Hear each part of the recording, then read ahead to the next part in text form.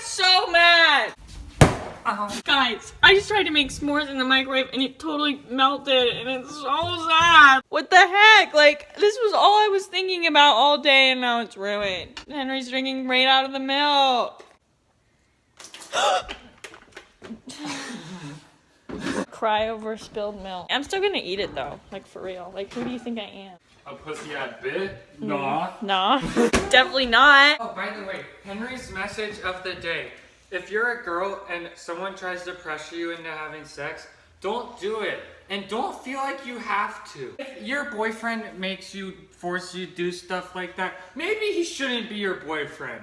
He shouldn't. Even Henry knows that and he's a guy. If you're a guy and your girlfriend are pushing you into sex and you don't want to because you're waiting till marriage, then don't date her!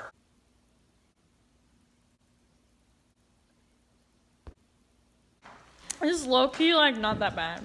And it kind of tastes like shit, but not really. Apparently things don't get roasted when they're in the microwave. They just explode.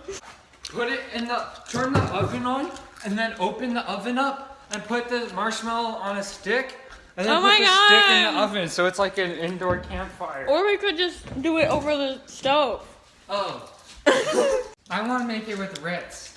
Okay. Actually, that's disgusting.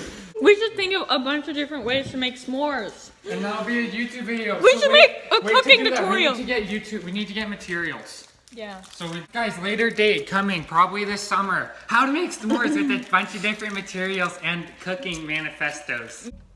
Hey guys! We're doing a cooking. Bye!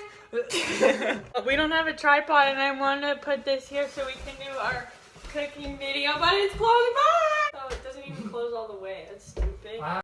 This is what Henry's doing. Oh, and I'm putting you in a cabinet because, you know. We could just take the door off.